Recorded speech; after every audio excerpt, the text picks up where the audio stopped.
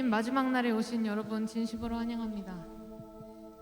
우리 먼저 우리의 분주한 마음을 먼저 기도하며 내려놓기 원합니다.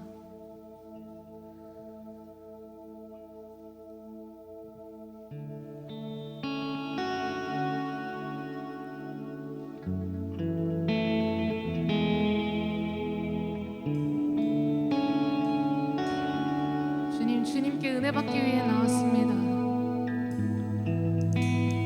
우리의 마음을 주님께 드리기 원합니다. 주님, 우리의 마음의 문을 열어주시옵소서. 우리의 모든 것 주님께 맡기기 원합니다. 주님, 나의 마음의 문을 열어주시옵소서. 메마른 나의 심령을 주님의 성령의 비로 적셔주시옵소서. 우리 다같이 가슴에 손을 얹고 기도합시다. 주님, 은혜 받아야 합니다.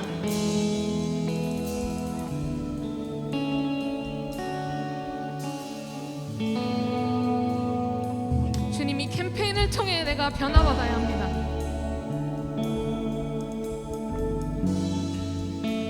주님, 나의 마음을 만져주시옵소서.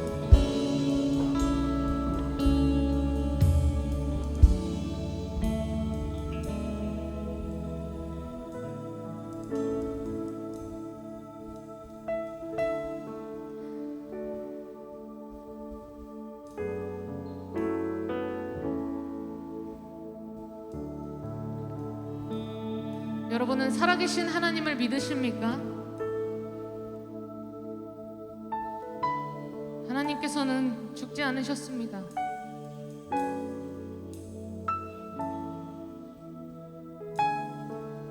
입이 둔하여 말을 못한다고, 난 주님의 사명을 감당할 수 없다고 말했던 그 모세를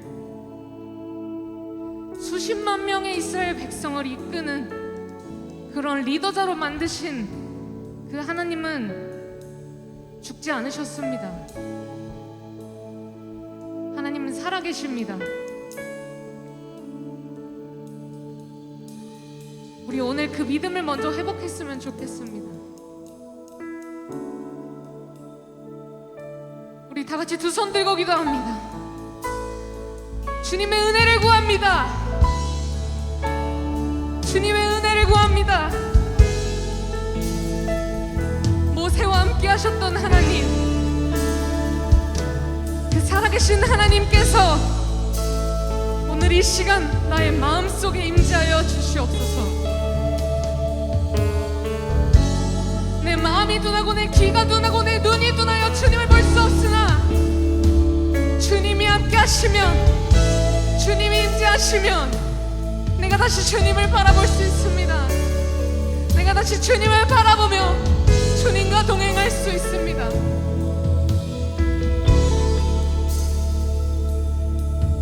삶의 소망 없이,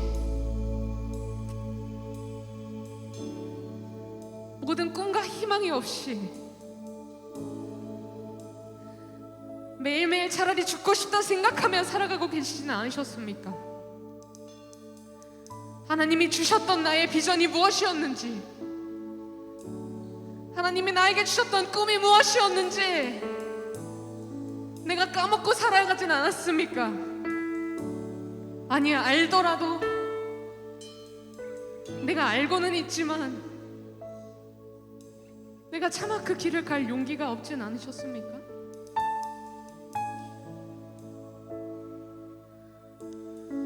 매 순간 이 단위에 서서 하나님을 찬양할 때마다 주님께 물어보는 게 있습니다. 왜 이런 죄인 중에 죄인을 하나님을 찬양하는 자리에 부르셨습니까? 나의 하루하루 살아가는 것도 감당하기 힘든데 매일매일 죄를 지으며 살아가는 나를 왜 이 자리에 부르셨습니까? 왜 이 더러운 입술로 하나님을 찬양하게 하십니까? 왜 이렇게 능력 없는 사람을 하나님께 부르셨습니까? 하나님께서 나를 왜 부르셨습니까? 라고 여쭤볼 때마다 하나님께서는 말씀하십니다. 너가 그런 낮고 천한 질그릇이기에 나의 영광이 더 크게 드러난다. 너는 작고 낮고 천한 금그릇도 아닌 은그릇도 아닌 그저 질그릇일 뿐이지만 그런 질그릇을 사용하는 나는 여호와 하나님이심을 믿으시기 바랍니다. 그런 능력의 하나님을 믿으시기 바랍니다.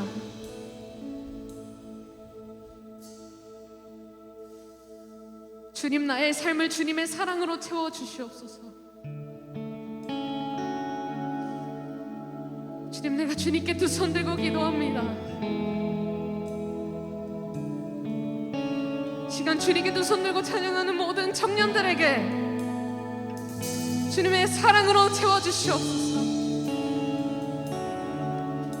하루하루 죽고만 싶었던 그 심령에게 주님의 꿈을 채워주시고 주님의 희망을 채워주시고 주님의 비전을 채워주시옵소서. 우리 다같이 주여 한번 외치고 기도합니다. 주여. 그렇습니다. 주님, 나는 너무나도 연약합니다. 하나님의 은혜를 구할 수밖에 없는 죄인입니다. 주여, 나를 불쌍히 여겨주시옵소서. 나의 능력이 되어주시옵소서.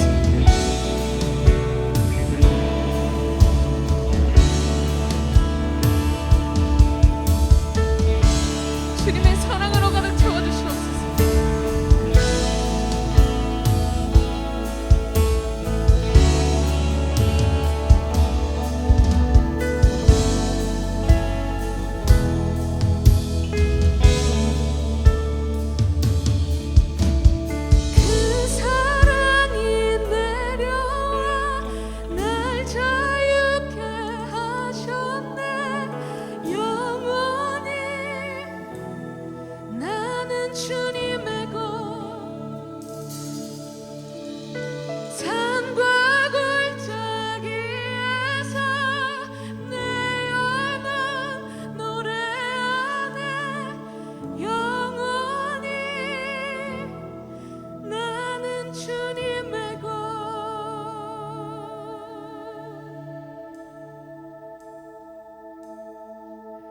고난 중에 주옵소서. 들을 수 없다 해도 참된 진리 되신 주 나는 붙드네. 폭풍이 몰려와도 험한 길을 간대도 믿음의 두 손 들고 주실래. 내게 행하신 그 놀라운 일 생명 주신 주를 기억하네.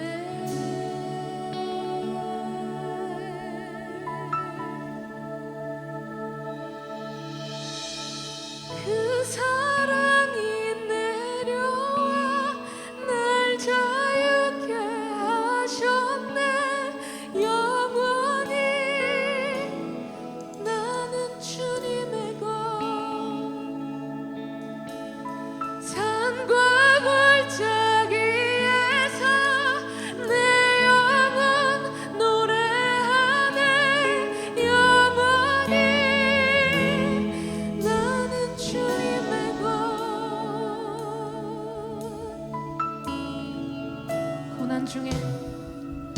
고난 중에 주는 청 들을 수 없다 해도 참된 진리 되신 주 나는 붙드네.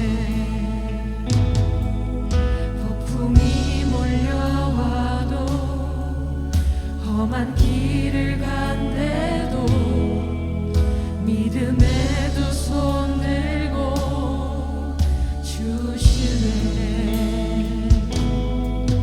내게 행하신 그 놀라운 일 생명 주신 주를 기억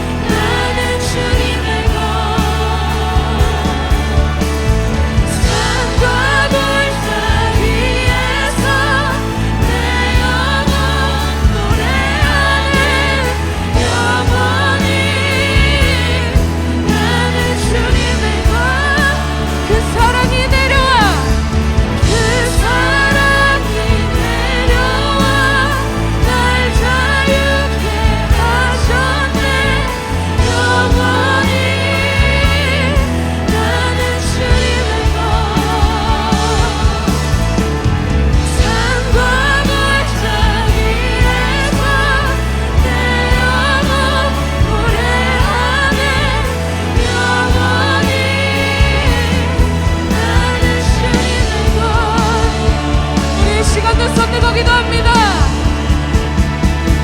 주여 나를 인도하여 주시옵소서. 주여 나를 붙잡아 주시옵소서. 나의 삶을 구원으로 인도하시는 주님, 내가 주님께 나의 삶을 구합니다. 주님 나의 삶을 인도하여 주시옵소서. 주님 나의 삶을 통해 역사하여 주시옵소서. 우리 시간 주여 외치시고 기도하겠습니다. 주여, 주님 나의 삶을 드립니다. 주님 아버지, 나의 삶을 주님께 드립니다. 주님 나의 삶을 걸어주시옵소서. 아버지, 주님 나를 인도하여 주시옵소서. 나는 주님의 것, 산과 골짜기에서 내 영혼 노래하네. 영원히 나는 주님의 것, 그 사랑이 내려와 날 자유케 하셨네. 영원히 나는 주님의 것, 산과 골짜기에서 내 영혼 노래하네. 영원히 나는 주님의 것,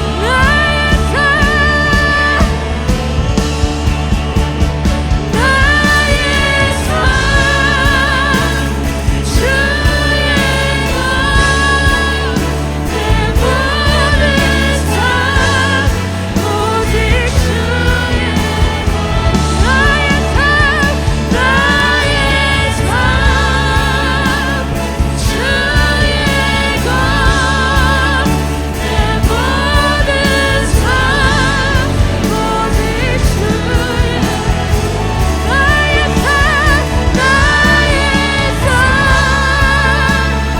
주의 것, 내 모든 삶 오직 주의 것, 나의 삶, 주의 것, 내 모든 삶 오직 주의 두 손 들고 그 사랑이 내려와 날 자유케 하셨네. 영원히 나는 주님의 것, 산과 골짜기에서 내 영혼 노래하네. 영원히 나는 주님의 것, 그 사랑이 내려와 그 사랑이 날 자유케 하셨습니다. 하셨네. 영원히 나는 주님의 것,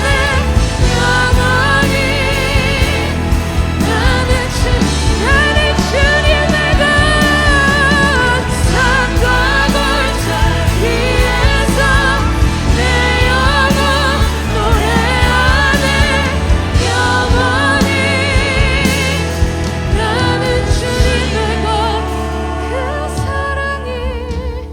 그 사랑이 내려와 날 자유케 하셨네. 영원히 나는 주님의 것, 산과 골짜기에서 내 영혼 노래하네. 영원히 나는 주님의 것, 나는 주님의 것, 영원히. 주님 감사합니다. 나는 주님의 것입니다. 오늘 이 예배 가운데 주님께 들려지게 하여 주시옵시고, 주님께서 나의 삶을 다시 붙드는 예배 되게 하여 주시옵소서. 예수님의 이름으로 기도합니다. 아멘. 우리 다 같이 자유함으로 일어나서 찬양하겠습니다.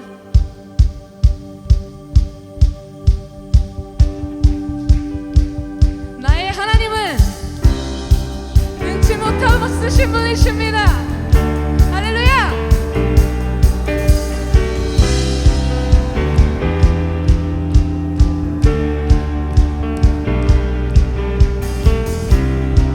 나의 하나님은 크고 강하신 힘과 권능으로 능치 못함 없네.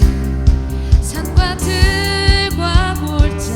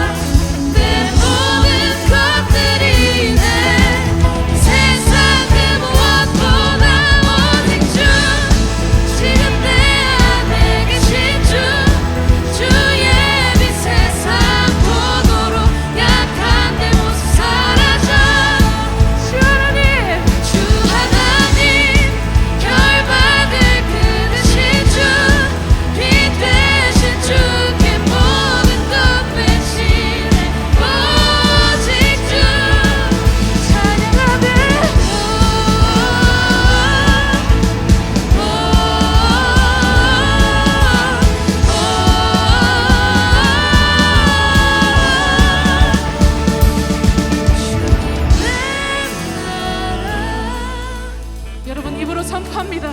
주님의 나라, 주님의 나라,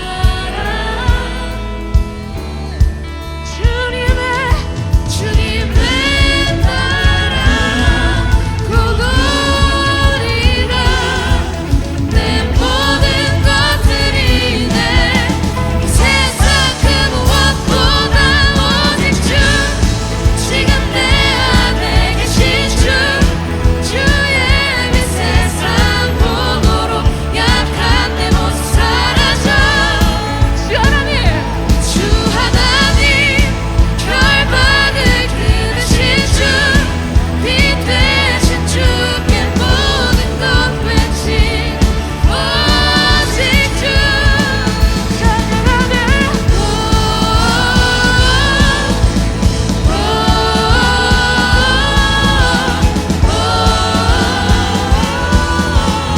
우리 주님께 외칩시다.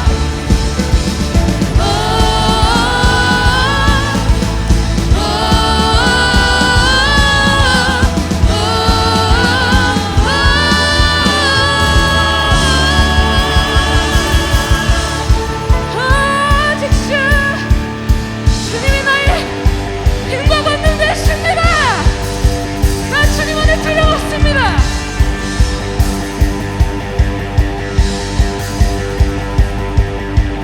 두려웠네, 부끄럽지 않네, 멈출 수 없네, 기쁨의 이 노래를 주가 구원하셨네. 나 달려가네. 달려가네, 망설이지 않네, 세상을 향해 큰 소리로 외치네. 주는 늘 준비되셨어요. 너지 야하.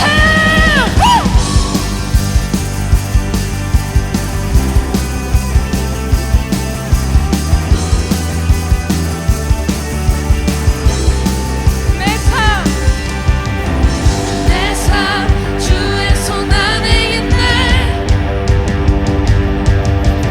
나의 모든 것들이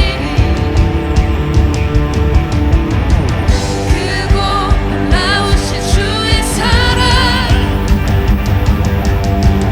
예수 우리 위해 죽으셨네.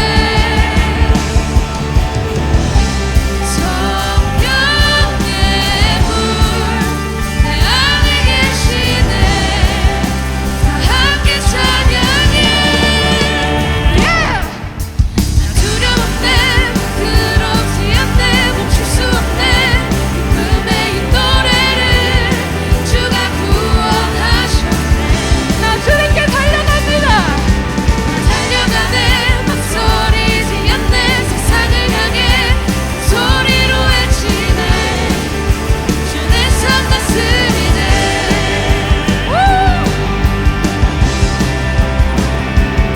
우리 주님 안에 자유함으로 찬양하기 원합니다.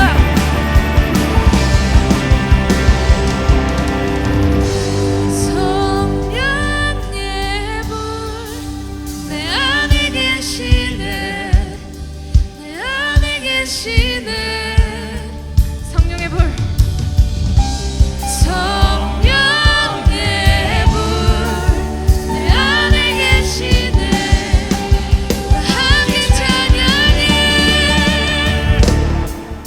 나 두려웠네, 부끄럽지 않네, 멈출 수 없네, 기쁨의 이 노래를 주가 구원하셨네.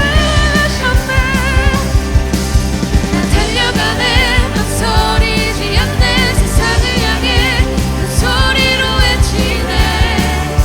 주 내 삶 다스리네. 나 두려웠네. 난 두려웠네, 부끄럽지 않네, 멈출 수 없네, 기쁨의 이 노래를 주가 구원하셨네. 나 주님께 달려갑니다. 난 달려가네, 망설이지 않네, 세상을 향해 큰 소리로 외치네. 주 내 삶 다스리네. 예, 주님. 아, 주님 영감을 주시옵소서. 주님 영감을 주시옵소서. 할렐루야. 할렐루야. 주님, 나의 소망 되시는 주님, 우리 다 같이 외쳐왔으면 좋겠습니다. 살아계신 하나님, 더 크게 외쳤으면 좋겠습니다. 살아계신 하나님, 주님은 살아계십니다. 네, 아멘. 주님은 살아계십니다. 우리의 산소망 되십니다. 나의 살아계신, 지금도 역사하고 계시는 나의 산소망 되신 주님을 찬양하기 원합니다.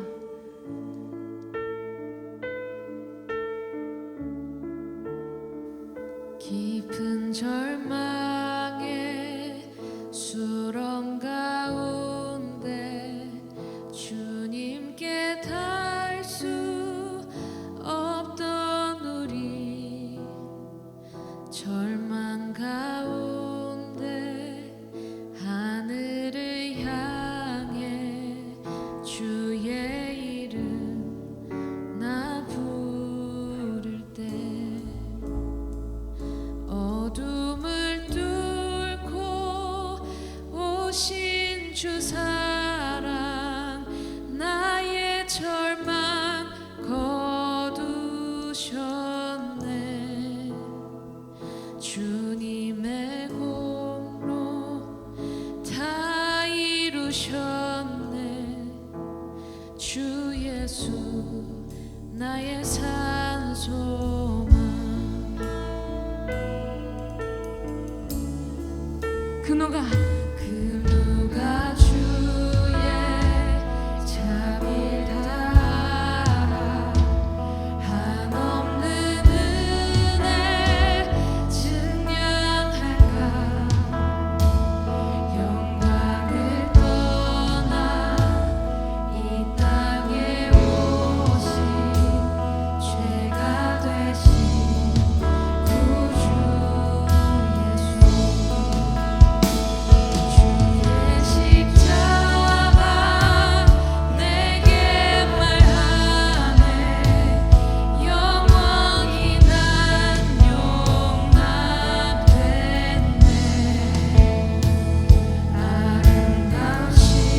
아름다우시만 나는 주의 것, 주 예수 나의 산소망. 주의 십자가 주의 십자가 내게 말하네. 영원히 난 용납됐네. 아름다우시만 나는 주의 것, 그리스도 나의 산소망.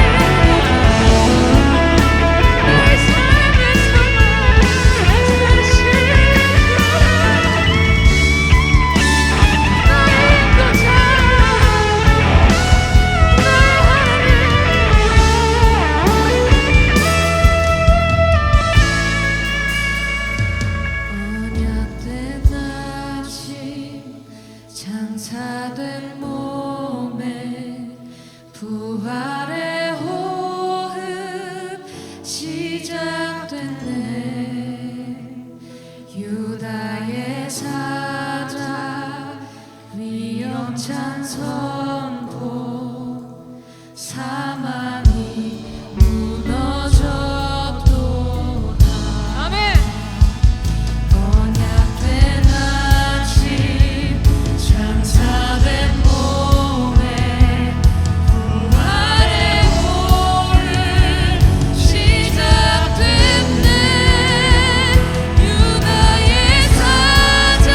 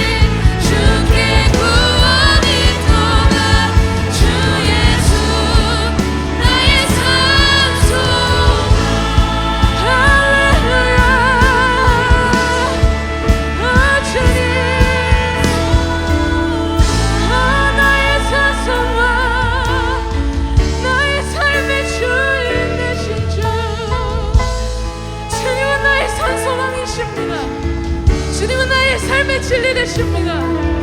주님 나의 소망 되시는 주님, 우리 주님 붙들어 주시옵소서. 주님께 영광 돌립니다.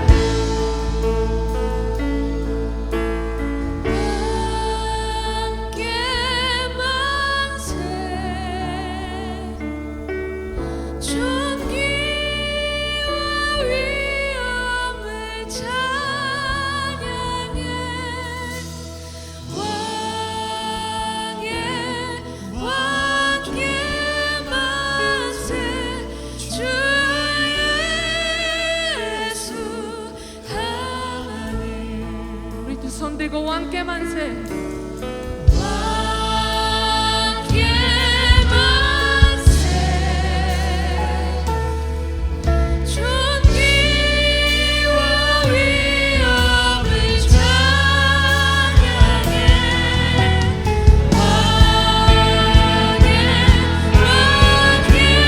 만세. 주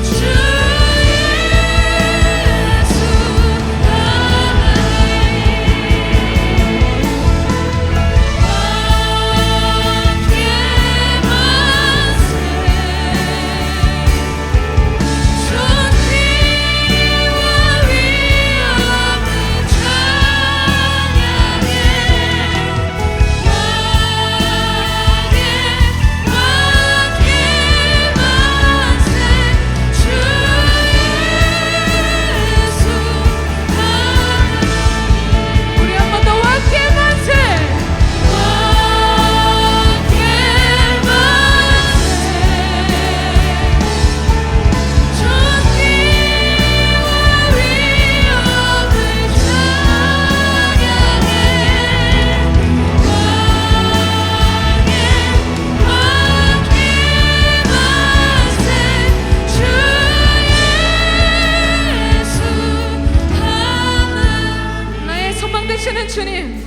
주님 나의 삶을 주님께 드리기 원합니다. 나의 삶의 주인 되신 주님, 모세를 들어서 사용하셨던 주님께서 오늘 이 시간 주님과 동행하기 원한다고 주님께 고백하며 주님께 두 손 들고 기도하는 모든 청년들에게 주님께서 역사하여 주시옵소서.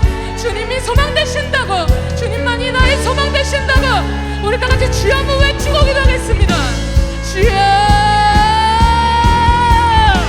주여 나의 소망 되시는 주님, 나의 능력 되신 주님, 아버지 주님을 바라봅니다. 아버지 주님을 의지합니다. 주님 나의 소망 되신 주님께서 이 시간 나의 삶 속에 찾아와 주시옵소서. 나의 삶의 중심이 아버지 주님께 돌아가기 원합니다. 주여 붙들어 주시고 인도하여 주시옵소서. 자, 기도하겠습니다. 하나님 감사합니다. 우리 예배 캠페인으로 이렇게 마지막 4주차까지 함께 모일 수 있도록 은혜 주심에 감사합니다. 하나님 함께 해주시고 또 예기치 않게 또 이렇게 전기가 나가서 약간 좀 어색하긴 하지만 그러나 우리가 다시 한번 예배에 집중하게 하여 주옵시고 오늘 찬양을 통해서 특별히 말씀을 통해서 나에게 응답하시고 또 나에게 찾아와 주시고 나를 붙잡아 주실 그 하나님을 또 성령님을 다시 한번 의지하고자 합니다. 우리 청년들 다시 한번 마음의 중심을 하나님께 향할 수 있도록 주여 인도하여 주옵시고 주님 말씀하옵소서. 내가 듣겠나이다 라는 자세로 믿음으로 나갈 수 있는 귀한 시간 될 수 있도록 주여 축복하여 주시옵소서. 또 오늘 아버지 예배 나오며 하나님 그냥 내 몸만 나오는 것이 아니라 하나님 앞에 내 중심을 드리며 귀한 예물을 하나님께 가지고 나왔습니다. 드려지는 많은 손길들, 일천번제 예물뿐만 아니라 또 아버지 수많은 기도 제목으로 하나님께 드려지는 많은 손길들, 하나님 저들의 삶을 아시는 주님, 저들의 필요를 아시는 주님, 저들의 간절함을 아시는 주님, 하나님이 함께하여 주옵시고 강하고 담대함으로 승리할 수 있도록 주여 인도하여 주시옵소서.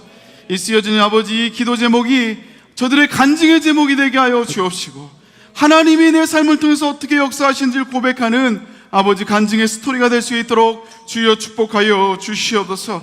감사합니다. 오늘 예배 가운데 주님이 함께하여 주옵시고 마지막 날 다시 한번 하나님의 음성을 들을 수 있는 귀한 시간 될 수 있도록 주여 인도하여 주옵소서. 나를 위해 예비된 예배가 되게 하여 주옵소서. 마치 나 한 사람에게 말씀하시는 것처럼 들려지게 하여 주옵시고 그 말씀에 믿음으로 반응하며 선포하며 나갈 수 있는 우리 청년들 될 수 있도록 주여 인도하여 주옵소서. 다시 한번 또 온라인으로도 함께 참여하는 오고 싶지만 여러 가지 형편상 오지 못하는 우리 청년들이 있습니다. 하나님 붙들어 주옵시고 저들에게도 동일한 은혜로 함께하여 주시옵소서. 함께하여 주옵소서. 감사드리며 함께 하실 걸 믿사하고 예수님의 이름으로 기도 올렵나이다. 아멘. 할렐루야. 네, 괜찮아요. 우리 말씀 하나 봅시다. 신명기 1장. 반주 나와요? 안 나와? 저 밑에 가서 차라리 갖고 내려가서 저기서 치는 게 낫지 않아? 전기가 돌아오고 회복되기. 저기로. 알겠어요? 자, 미안해요. 각자 할 일을 합시다. 자, 우리 한번 읽도록 하겠습니다. 시작. 너희보다 먼저 가시는 너희 하나님 여호와께서 너희를 위하여 너희 목전에서 모든 일을 행하실 것 같이 이제도 너희를 위하여 싸우실 것이며 광야에서도 너희가 당하였거니와 사람이 자기 아들 낳는 것 같이 너희 하나님 여호와께서 너희가 걸어온 길에서 너희를 나누사 이곳까지 이르게 하셨느니라. 아멘. 선택의 기로에서 하나님의 뜻은 무엇일까라는 제목으로 함께 은혜를 나누도록 하겠습니다. 원래 우리가 이 연초가 되면 항상 우리가 동계 수련회를 갔잖아요. 근데 이제 코로나 때문에 갈 수도 없고 그래서 또 뭐 수련회라는 용어 자체를 못 써요.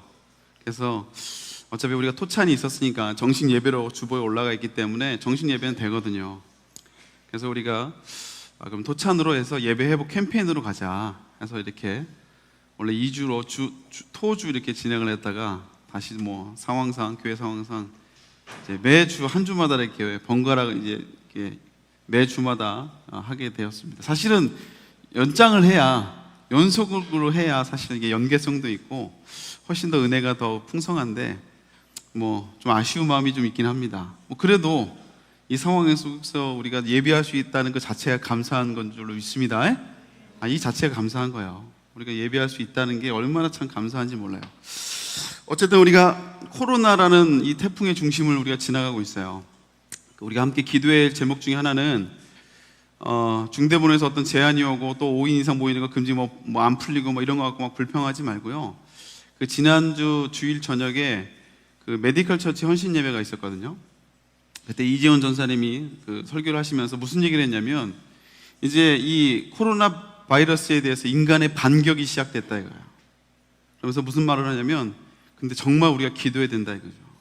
그래서 이 반격이 성공하지 못하면 만약에 실패해버리면 이 코로나 상황을 우리가 2, 3년을 더 끌고 가야 될 수도 있다 이거예요.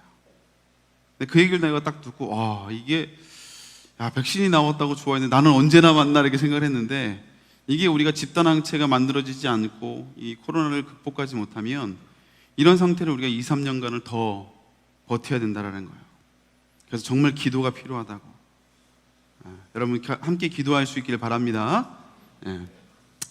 자, 어쨌든 우리가 예배복 캠페인을 통해서 우리가 잠깐 나눴던 내용들을 좀 살펴보길 원해요. 복습입니다. 우리가 코로나라는 태풍을 지나가면서 이 태풍 뒤에 우리가 알 수 없는 하나님의 일들을 하나님이 하고 계신다고 그랬어요. 태풍이 있을 때 마치 우리에게 재산 피해가 일어나고 또 여러 가지 농작물이 다 떨어지고 또 심지어는 사람까지 죽는 이 정말 엄청난 피해가 있어. 도대체 이게 왜 우리에게 필요한가라고 생각될 때가 있지만 그 태풍 뒤에 하나님이 또 다른 일들을 하고 계시더라는 거예요. 뭐냐면 계속해서 목사님이 얘기하지만 그 태풍이 인간이 할 수 없는 일들. 그래서 해수면을 다 뒤집어서 바닷물을 다시 정화시키고 그리고 물이 부족한 곳에 물을 또 뿌려주고 그리고 지구의 남과 북의 온도를 조절하는 이건 사람이 할 수 있는 일이 아니에요. 우리는 이 태풍 때문에 힘들어하지만 심지어 믿는 사람도 이 태풍 가운데 어떤 사람은 피해를 당하기도 하고 죽기도 하지만 그러나 왜 하나님 우리에게 이런 태풍이 지나가게 하셨고 고난이 지나가게 하실 수 있지 그렇게 기도할 수 있지만 그러나 하나님은 보이지 않는 이 태풍을 통해서 더 큰 일들을 하나님이 행해 가시고 있다는 거예요. 우리가 지나고 있는 이 코로나라는 태풍도 역시 마찬가지입니다. 이 코로나 때문에 우리가 얼마나 많은 피해를 입고 있는지 몰라요. 정말 너무나 많은 피해들. 오늘도 어떤 청년을 신방하는데 축구 코치예요. 이 코로나 때문에 너무 힘들었다고. 왜냐하면 학생들이 안 오니까. 그리고 계속 임대비를 내야 되는데 아무리 정부에서 보조를 해줘도 한두 달도 할 수가 없으니까. 그래서 그거를 버티냐고 1년을 버티냐고 너무 힘들었다 이거예요. 여러분, 우리가 코로나를 지나면서 엄청난 많은 피해를 우리가 입고 있어요. 그러나 우리가 이 피해만을 바라보면서 불평하고 원망할 게 아니라 이 코로나를 하나님이 허락하신 이유가 무엇인지를, 우리가 보이는 것에만 집중하지만 그 뒤에 하나님이 이걸 통해서 지금도 역사하고 계시는 하나님이 이걸 통해서 무엇을 하고 계신지를 우리가 이걸 깨달아야 돼요. 이걸 깨닫지 못하고 단순히 백신을 통해서 우리가 집단항체가 생겼다고 하더라도요, 하나님이 이것을 허락하신 이유를 깨닫지 못하면 하나님이 이것을 우리에게 허락하신 그 이유가 성취가 되지 않는 거예요. 우리를 준비시키고 회복시키고자 하시는 하나님의 일하심이 있는데 우리가 예전과 똑같아진다면 분명히 하나님이 이것을 허락하신 그 이유에 합당치 못한 결과가 나타나게 된다는 것이죠. 그래서 하나님은 이 코로나 태풍을 통해서 우리가 진짜 뭘 믿고 있고 하나님을 의지한다고 하지만 진짜 나는 뭘 믿고 있는지 이걸 우리가 다 하나님이 바닥을 다 드러내 버리셨어요. 청년들이 뭘 하나님을 위해 살린다고 고백을 했지만 실제로는 하나님이 아닌 다른 것으로 대치해서 살아갔던 우리의 모습들이 아닌지, 그래서 하나님은 이 부분들을 회복하기를 원하시는 것 같아요. 그래서 우리가 첫 번째 나눴던 내용이 무엇입니까? 우리가 받은 구원이 얼마나 감격스러운 것인지, 내가 받은 구원이 얼마나 큰 은혜인지를 우리가 다시 한번 기억하는 거예요. 어떤 문제가 해결되면, 어떤 문제가 나에게 찾아오면 그것 때문에 절망하고 두려워하고 낙심을 해요. 그리고 그 문제가 해결되면 너무 기뻐, 하나님이 함께 하셨다고. 그러나 그런 기쁨도 있고 그런 두려움도 당연히 찾아오겠지만, 그러나 과연 구원의 문제에 있어서 우리가 그런 감격과 두려움들이 있었냐 이거예요. 내가 구원의 감격이 사라졌을 때, 마치 내 어려움이 찾아왔을 때 하나님 왜 나에게 이런 아픔을 주냐고 그렇게 힘들어하고 절망했던 것처럼, 내가 구원의 감격이 사라졌을 때 하나님 앞에 왜 내가 하나님 이 은혜를 내가 잃어버렸냐고 애통하며 기도한 적이 있냐 이거예요. 문제가 해결됐을 때 그것 때문에 너무나 기뻐했는데, 그것처럼 내가 하나님이 나에게 베풀어주신 그 구원의 감격을 다시 회복하고 다시 깨달았을 때 그것 때문에 내가 감격하고 기뻐하는 적이 있었냐 이거예요. 우리 하나님은 여러분들의 문제를 해결해 주셔서 이 땅에 예수님을 보내신 게 아니에요. 내 고통을 없애주려고 예수님이 이 땅에 오신 게 아니라고요. 예수님이 이 땅에 오셔서 하신 유일한 한 가지를 뽑는다면 저와 여러분들을 구원하기 위함입니다. 그래서 우리가 진짜 놓치지 말아야 될 거, 정말 우리가 잊지 말아야 될 거, 그거는 뭐냐? 바로 이 구원의 감격이에요. 내가 하나님 앞에 어떤 존재인지, 그리고 하나님이 나를 위해서 무엇을 하셨는지, 이것을 우리가 늘 기억하고 이것을 우리가 잊지 말고 늘 고백해야 된다는 거예요. 그래서 사도 바울이 고백했던 것처럼 이 구원의 감격을 한 번의 감정으로 끝나는 게 아니라, 이야 진짜 하나님 살아계시네, 와 진짜 하나님 날 사랑하시네, 그 한 번의 감정으로 끝나는 게 아니라 사도 바울의 고백처럼 하나님 예수님의 그 사랑의 그 너비와 그리고 깊이와 높이와 그리고 다시 사랑의 너비와 헷갈려 사랑의 너비와 그리고 깊이와 높이와 길이를 알으라 이거예요. 아멘. 네. 우리 하나님의 사랑이 단순히 하나님 나 사랑하셔가 아니라 사도 바울은 그 사랑을 얼마나 많이 깨달았는지 우리 하나님의 사랑의 그 넓이를 깨달아 보라 이거예요. 그 깊이를 깨달으라 이거예요. 그 높이를 깨달으라 이거예요. 그 길이를 깨달으라 이거예요. 이 하나님의 사랑 안에 푹 들어가라 이거예요. 여러분, 우리가 정말 놓치지 말아야 될 것, 이 하나님의 사랑을, 이 구원의 감격을 잊지 말아야 돼요. 아멘입니까? 그럼 이게 하나님이 어쩌면 이 코로나를 통해서 우리에게 다시 한번 드러낸, 제가 이번에도 통계를 보니까 30대 청년들이 예전에는 주식을 40대, 50대가 많이 했거든요. 지금 30대가 더 앞섰습니다. 이 자리에도 아마 주식을 하고 있는 청년들이 많을 거예요. 네. 그래서 돈이 떨어지면 가슴 아파하고 올라가면 뭐 할렐루야, 하나님이 나와 함께 하신다. 네? 근데 우리가 구원의 감격을 내가 놓칠 때, 내가 그것 때문에 주님의 십자가의 사랑만 생각하면 내가 감격이 있어야 되고 너무 감사해야 되는데 이게 없어져, 메말라져. 이것 때문에 내가 아파야 된다고요. 마치 주식이 떨어질 때 내가 속상하듯이 예? 내가 문제가 안 풀릴 때 내가 속상하듯이 구원의 감격이 내가 사라지면 내가 아파야 된다.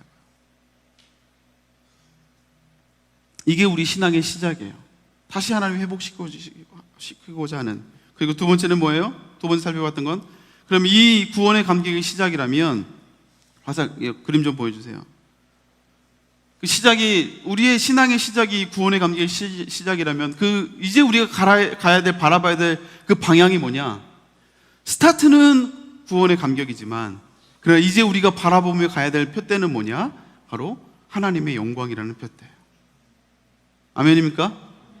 이 두 가지가 기본으로 이 구원의 감격을 우리가 잊지 않고, 그리고 이 땅을 살아가면서 하나님의 영광을 위해 살아가는 이 목표와 이 나침반이, 이 좌표가, 이 표대가 설정되면, 그러면 그 인생이 하나님께 쓰임받는 인생이 된다는 거예요. 자, 우리 고린도전서 10장 13절 말씀 같이 한번 읽어볼까요? 읽습니다. 시작. 너희가 먹든지 마시든지 무엇을 하든지 다 하나님의, 자 시작.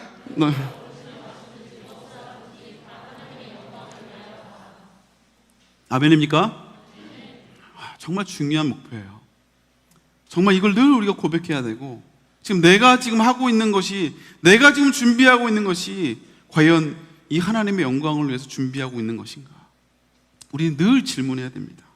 여러분, 신앙은, 사람은 절대 바뀌지 않는다 그랬어요. 사람은 절대 바뀌지 않습니다. 사람이 바뀌면, 그러면 죽을 때가 된 거예요. 저 죽을 때가 됐다고. 사람은 절대 바뀌지 않아요. 그러나 믿음의 사람들이, 예수님을 만나는 사람들이 바뀌는 그 이유는 뭐냐? 그 사람의 성품과 기질이 바뀌는 게 아니라 그의 가치관이 바뀐다 그랬어요. 예전에 세상의 가치관도 너무나 귀한 것이지만, 그러나 더 큰 가치를 내가 발견한 거예요. 하나님 안에서 더 큰 가치를 발견했기 때문에 과감히 고민하지 않고 더 큰 가치를 선택하며 가는 거예요. 하나님의 영광이라는. 그래서 예수님을 만나기 전에는 내 삶의 방식대로 살아갔어요. 세상 사람들이 말하는 대로, 세상 사람들이 좋아하는 대로, 그것 자체가 뭐 가치가 없다는 말은 아니지만, 그것이 최고인 것처럼 살았지만, 그러나 내가 하나님을 만나고 난 뒤로는 더 큰 가치를 발견했기 때문에 이제는 내 삶의 방식이 아니라 하나님의 방식으로, 하나님의 방법으로, 믿음으로 선택하며 그 믿음의 길을 간다는 거예요. 그래서 하나님의 영광을 구한다는 것, 내 중심에서 하나님 중심으로 살아가는 것. 그래서 예수님을 내 인생의 주인으로 모시잖아요. 그리고 하나님의 영광의 표대를 가지고 늘 기도하고, 아직은 뜬구름 잡는 소리 같지만, 도대체 하나님의 영광을 위해 한다는 게 뭔지 잘 모르지만, 그러나 이 나침반을 가지고 믿음으로 가다 보면 예수님이 내 삶의 모든 영역에서 조금씩 영향을 미치기 시작해요. 아멘입니까? 그래서 우리가 진짜 내가 하나님의 영광을 위해서 달려가고 있는가를 보려면 그 사람이 무엇을 선택하는가를 보면 알아요. 직장을 선택할 때, 그리고 배우자를 선택할 때, 또 뭐 여러 가지 수많은 결정 가운데 그 결정의 기준 가운데 무엇을 선택하느냐를 보면 그 사람의 중심에 하나님의 영광을 놓고 기도하고 있는지, 아니면 여전히 내가 중심이 되어서 인생을 선택하고 있는지를 알 수 있다라는 거예요. 그래서 시작은 구원의 감격으로 시작하지만, 그러나 우리 인생의 목표 방향은 하나님의 영광이라는, 이 그림을 기억하세요. 출발은 구원의 감격. 그러나 이거 말고 그 전 거 좀 읽어봐라 좀. 방향 목표는 하나님의 영광. 이 그림을 좀 이렇게 여러분들의 뇌리 가운데 탁 박아놨으면 좋겠어요. 늘 기도할 때마다, 하나님, 내가 이 구원의 감격이 있습니까? 그리고 내가 하나님의 영광을 위해서 내가 고민하고 있습니까? 이것이 하나님의 영광을 위한 길입니까? 하나님이 기뻐하시는 길입니까? 이걸 물어보고 가는 거예요. 그럼 오늘 살펴볼 것은 요 첫 스타트와 방향이 있다면, 방향을 정했다면 그 사이에 있는 문제들을 우리가 좀 살펴보려고 해요. 오늘 제목처럼 수많은 선택 안에서 하나님의 뜻은 무엇일까? 그 샤르트라는 이 철학자가 이런 얘기를 해서, 사람의 인생은 B와 D 사이의 C다라는 말을 했어요. B는 이제 birth고 D는 death고, 그러니까 출생과 죽음 사이에, 그 다음에 C는 뭐냐면 choice. 선택이, 이게 인생이라 이거야. 그래서 우리는 늘 이 선택을 하며 살아갑니다. 오늘도 이 자리에 올까 말까를 고민했던 청년들이 있을 거예요.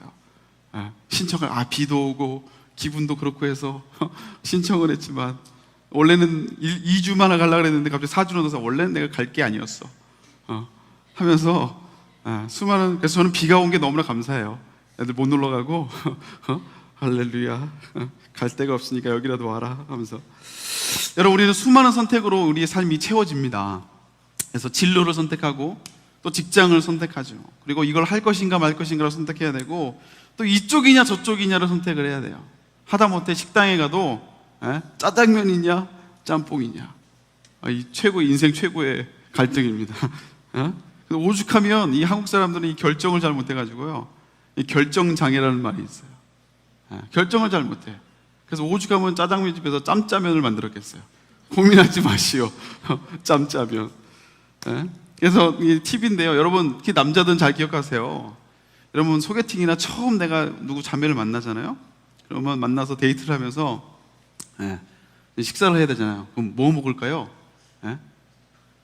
이렇게 얘기하면 안 돼요. 이렇게 얘기하면 이제 안 봐도 비디오야. 정말 엄청나게 막 노력해서 이게 마음을 바꾸지 않는 한 별로 이제 소망이 없는 아이입니다. 그래서 어떻게 하냐면, 가기 전에 미리 파악을 해서 이 동네는 비빔국수가 맛있어요. 백종원 씨가 다녀간 3대 맛집입니다. 여기 어떠세요? 라고 물어봐야 돼요. 그래서 선택을 상대방이 할 수 있게. 그게 아니라 저 뭐 드실래요? 저는 아무거나 잘 먹어요. 제가 최고 좋아하는 메뉴는 아무거나입니다. 막 이러면 진짜 짜증이 나는 거죠. 직장 생활도 마찬가지예요. 뭐 상사한테 가서, 부장님한테 가서, 부장님 이런 초이스가 있고 이런 초이스가 있는데 뭘 할까요? 이렇게 하면 딱 찍히는 거예요.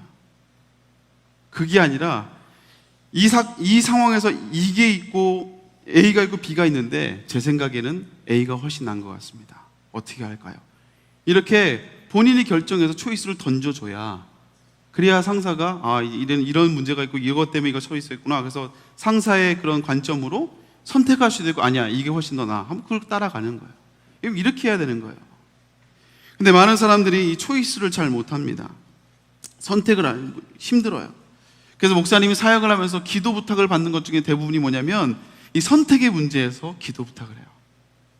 목사님, 이번에 뭐 직장은 들어가야 되는데, 아니면 이제 공부를 이제 더 해야 될지, 아니면 직장을 가야 될지, 또 비전을 위해서 새로운 도전을 해야 되는데 이게 할지 말지, 뭘 해야 될지, 그리고 뭐 직장을 바꾸는 문제, 여길 다닐까요 말까요, 이런 문제부터 시작해서 이성 교제를 해야 될까요 말아야 될까요, 이 사람이 정말 맞을까요 아닐까요, 이런 고민까지 수많은 결정들을 하죠. 그래도 감사한 것은 우리 청년들이 그렇게 기도하면서 선택의 문제에 있어서 그래도 하나님의 뜻을 구한다는 거예요. 하나님, 무엇이 하나님의 뜻일까요? 어떤 것이 하나님의 뜻일까요를 고민한다는 거죠. 이게 얼마나 귀한지 모릅니다. 근데 목사님이 이 선택의 문제 앞에서 많은 청년들이 역시 또 이 결정장애 증상이 결정장애 증후군이 나타나요. 그래서 뭘 선택할지 몰라서 결국 상황에 이끌려서 선택하는 걸 보게 됩니다. 그리고 그것을 하나님의 뜻이야 하고 가는 경우들을 보게 되는 거예요. 왜냐하면 뭔가 내가 선택하려면 혹시나 잘못된 선택을 해서 내가 실수하고 내가 후회할까 봐 그 두려움이 먼저 앞서는 것 같아요. 그래서 혹시나 잘못된 선택을 할까 봐 그래서 하나님의 뜻을 물어보는 거예요. 하나님, 빨리 선택해 주세요. 제가 어디로 갈지 빨리 선택해 주세요. 하나님이 말씀해 주시면 제가 그대로 가겠습니다 라고 하나님께 선택권을 드리는 것 같아요. 이게 굉장히 좋은 믿음 같죠. 근데 사실 또 한편으로는요, 사실 하나님께 책임을 전가하는 거예요. 책임을 전가해요. 그래서 이렇게 시작을 하면 많은 청년들이 그렇게 해서 하나님이 어떤 인도함을 통해서 갔어. 이게 하나님 뜻인 줄 알고 상황에 이렇게 몰려서 그렇게 갔어요. 갔더니 또 어떤 문제를 또 만나, 또 고난을 만나. 그러면 뭐라고 고백해요? 내가 분명히 하나님이 감동을 주셔서 내가 순종해서 왔는데 왜 이런 고난과 아픔을 나에게 주냐고, 왜 나에게 이런 힘듦을 주냐고. 여러분, 이렇게 하나님을 원망할 때가 있다는 거예요. 여러분, 이거 사실 책임 전가입니다. 여러분, 선택은 우리가 하는 거예요. 내가 하는 거예요. 하나님이 여러분의 인생에 A와 B 중에, 야, 나는 A를 원해, 너 B로 가면 절대 안 돼, 이 A를 찾아, 내가 원하는 A를 찾아. 하나님 이렇게 말씀하지 않았어요. 너 이 A로 안 가면 네 인생은 이생망이야. 절대 A만 찾아. 그래서 기도하고 내가 A의 뜻이니까 이거 빨리 발견해서 이 길로만 가. 하나님은 그렇게 얘기하지 않으세요. 그렇게 얘기하지 않는 거예요. 여러분, 성경에서 하나님의 약속은 뭐냐? A를 선택하라, B를 선택하라가 아니고 하나님의 약속은 뭐냐면 내가 너와 함께 하겠다. 너희가 어디를 가든지 무엇을 선택하든지 내가 너희와 함께 하겠다라는 거예요. 무조건 이 길만 가라는 게 아니에요. 그래서 우리와 동행하시고 하나님이 우리와 인도하심을 약속하겠는데, 오늘 우리가 읽었던 성경에 보면요, 단순히 동행만 하는 게 아니라 더 적극적인 표현으로 하나님이 우리보다 먼저 가셔서 우리를 위해서 일하고 계신다는 거예요. 우리 신명기 1장 29절 30절 같이 한번 읽어볼까요? 읽습니다. 시작. 내가 너희에게 말하기를 너희보다 먼저 가시는 너희 하나님 여호와께서 애굽에서 너희를 위하여 너희 목전에서 모든 일을 행하신 것 같이 이제도 너희를 위하여 싸우실 것이며, 하나님이 먼저 가셔서 싸우시겠다는 거예요. 우리보다. 아멘? 우리와 동행할 뿐만 아니라 하나님이 먼저 가셔서 싸우겠다는 거예요.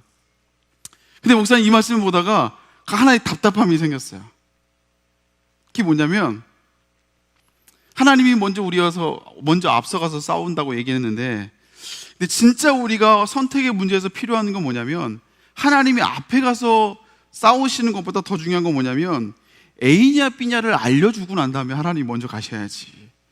나는 지금 A인지 B인지를 결정을 못하고 있는데 하나님 먼저 가셔서 오버하지 마시고, 하나님 저 빨리 A인지 B인지를 빨리 말씀해 주세요. 예. 저는요, 이게 말씀을 좀 준비하면서 제가 혹시 표현이 서툴러서 이 표현을 어떻게 좀 잘 전달을 해야 되는데 혹시나 잘못 오해가 될까봐 좀 조심스럽긴 해요. 여러분, 우리가 하나님의 주권을 믿습니다. 절대 주권을 믿어요. 아멘입니까? 근데 그래서 우리가 모든 상황 가운데 하나님의 뜻을 구해야 돼요. 그래서 당연히 기도도 해야 돼요. 그러나 마지막 선택은 내가 하는 거예요. 마지막 선택은 내가 하는 거예요. 그러니까 하나님이 너 이거 해라라고 말씀하지 않으세요. 근데 많은 우리 크리스찬들이 이 선택지를 앞에 두고 다들 두려워해요. 왜? 잘못된 선택을 할까 봐. 가서 고난을 당할까 봐. 그래서 A를 선택했냐 B를 선택했냐 아니면 C를 선택했냐, 이 수많은 이 선택 중에 또 그 선택이 내 삶에 엄청난 변화를 일으키잖아요. 그러면 더 결정을 못해요. 더 결정을 못해. 그리고 그런 결정 앞에서는요, 심지어는 너무 괴로워요. 너무 힘들어. 선택 자체가 너무 힘든 거야. 목사님의 좀 간증을 좀 하려고 하는데요, 좀 긴 간증이 될 수도 있을 것 같아요. 목사님이 그 2015년도에 미국에 가서, 목사님이 미국에 처음 갈 때는 미국에서도 살 수 있는 가능성을 열어놓고 갔어요. 살 수도 있다, 하나님이 인도하시면. 그리고 거기서 이제 근데 우리 아내는 절대 안 산다. 그래서 이혼할 수도 있을 것 같았어요. 나는 거기서 살 수도 있다. 근데 우리 아내는 절대 안 산다. 그래서 이제 공부가 마칠 때쯤에, 한 4년이 지나서 공부가 마칠 때쯤에 이제 고민들이 시작되는 거예요. 진로를 결정해야 되는데 내가 남을지 아니면 한국으로 돌아올지. 근데 제일 큰 힘든 게 뭐냐면, 한 4년 정도 살잖아요. 그러면 삶의 뿌리를 내립니다. 뿌리를 내려요. 그래서 이 이사하는 게 쉬운 게 아니더라고요.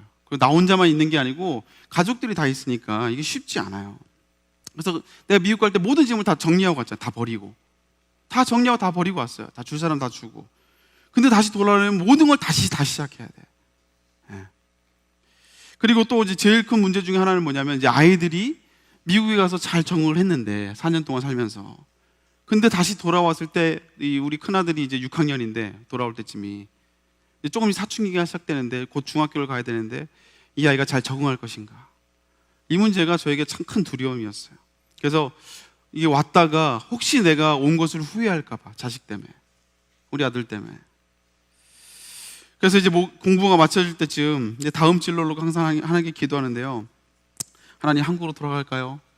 아니면 여기 남을까요? 정말 힘든 고민이었어요. 정말 힘든 결정이었어요. 난 너무 힘들었어 그때.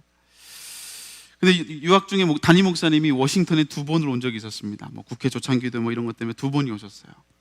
중간쯤에 한번 오시고, 이제 거의 학기가 끝날 때쯤에 한번 오시고. 그래서 목사님의 기도 중에 뭐냐면, 담임 목사님의 입술을 통해서 너 한번 이민 목회 한번 해볼래?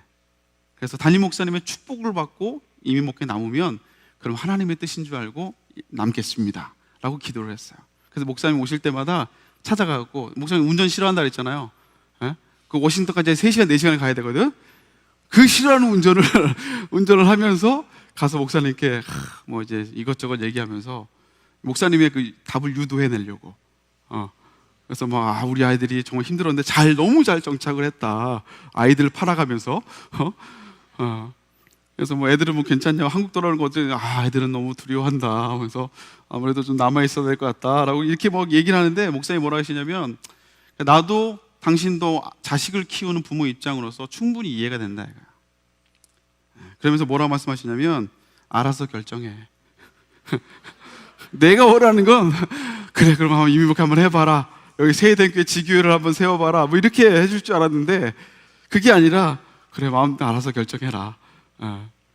그리고 이제 두 번째 오셨을 때도요, 두 번째 오셔서 목사님 진지하게 내가 상담을 갔거든. 목사님 피곤하셔가지고 숙소 들어가는데 끝까지 쫓아가가지고 상황을 얘기했죠. 근데 목사님이 미국에 남아도 좋지만 근데 좀 들어왔으면 좋겠다라고 말씀하시는 거야. 그래서 제가 알겠습니다 목사님, 그럼 들어가겠습니다라고 이렇게 말씀을 드렸어요. 근데 그렇게 말은 했지만 내 마음은 아직 뭐라 그래요? 확신이 안 섰어요. 마치 군대에 끌려가듯이 군대 입대를 앞두고 가기 싫은데 어차피 가야 돼. 그런 것처럼 목사님께, 담임 목사님께 가겠다고, 돌아가겠다고 말씀을 드려놨기 때문에 가긴 가야 되는데 내 마음은 마치 군대 끌려가듯이 너무 무거운 거예요, 마음이. 너무 무거운 거예요. 그래서 이제 뭐 기도를 하고 있어서, 아까도 얘기했던 그 두 가지 문제 때문에 했어요. 자녀의 문제, 그리고 또 하나는 한국에 돌아와야 되는데 세대교회를 돌아와야 되잖아요. 근데 제가 제일 두려웠던 게 뭐냐면, 세대의 그 은혜를 내가 따라갈 수 있을까? 여러분, 우리 세대교회 같은 교회가 몇 없습니다. 정말 은혜를 사모하고 정말 예배에 감격이 있고 눈물이 있고, 우리 세대된 청년들도 마찬가지. 여러분들이 이 안에 있으니까 잘 모르지만 여러분 같은 청년들이 별로 없어요, 한국교회를 봐도. 근데 목사님은 두려움은 뭐였냐면, 미국에 한 4년 동안 살면서 영성이 많이 줄어들어가지고 여러분들이 그런 은혜를 사모하고 갈구하는 걸 내가 채워줄 수 있을까? 청년들의 그 열정을 내가 그게 너무 두려웠어요. 그래서 정말 이게 차라리 다른 교회를 가면 모르겠지만 세대교회 내가 잘 감당할 수 있을까? 이 두려움 때문에 너무 힘들었어요. 그러다가 작년에 우리 보령 수련회 기억하십니까? 그때 권오문 그 몽골 국제대학 총장님이 오셨잖아요. 근데 그분이 오기 전에 이미 필라에서 한번 만났던 분이에요. 그래서 그분이 우리 필라에 방문하셔서 선교국을 통해서 이분 설교를 해줄 수 있냐, 청년부 예배 때, 금요 예배 때. 그래서 쓰라고. 그래서 그분을 만났는데 무슨 동네 아저씨처럼 배우면하고 메고 오신 거예요. 총장님이라서 가서 만났더니 좀 멋있게 하고 올 줄 알았더니 그냥 후지근한 옷에다가 그 백팩을 메고 이러고 오신 거야. 그리고 막 얘기를 하는데 막 사투리도 팍팍 써가면서 총장님 같지 않은 동네 아저씨 같은. 근데 그분이 설교하시면서 자신의 인생을 자기 계획대로 하나도 된 게 없다 이거예요. 그래서 그런데 하나님이 지금 이렇게 될 수 있었던 건 뭐냐? 그래서 하나님을 자기는 의지할 수 없는 곳으로 가라.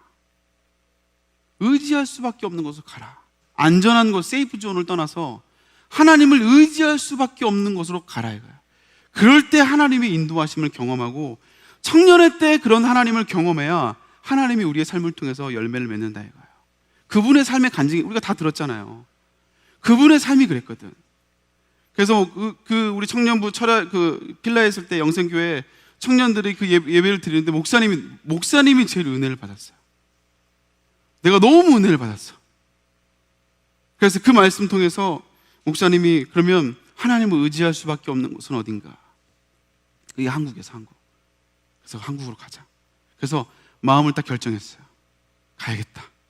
이제 군대를 억지로 끌려가는 게 아니라 자원해서 가듯이 이제 한국 가야겠다. 그리고 선포를 해, 사람들에게. 이제 한국 저 갑니다.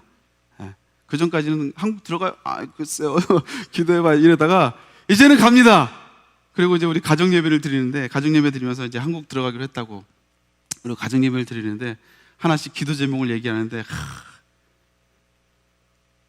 우리 다윗이가 우는 거야. 예. 그래서 한국 들어가게 되는데 어떻게 생각하냐고 물어봤더니 막 우는 거예요.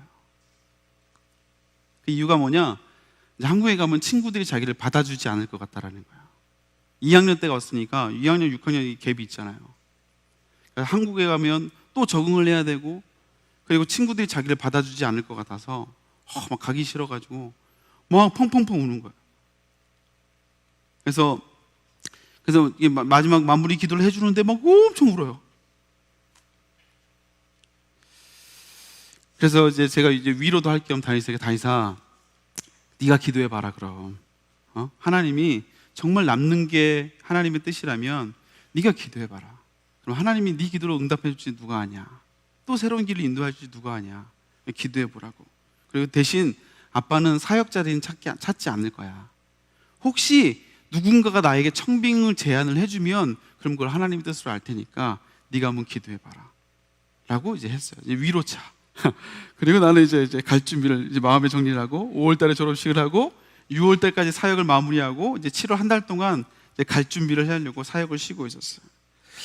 근데 쉬는 동안 6월 말쯤에 그 델라웨어 한 2시간 거리에 있는 델라웨어라는 주에서 그 담임 목사님이 빈자리가 있는, 올해 딱 1년간 담임 목사님 공석이었어요. 그래서 그 자리를 설교를 해야 되니까 거기는 이제 다른 목사님들 계속 이제 돌리면서 주일 설교를 해주는 거예요.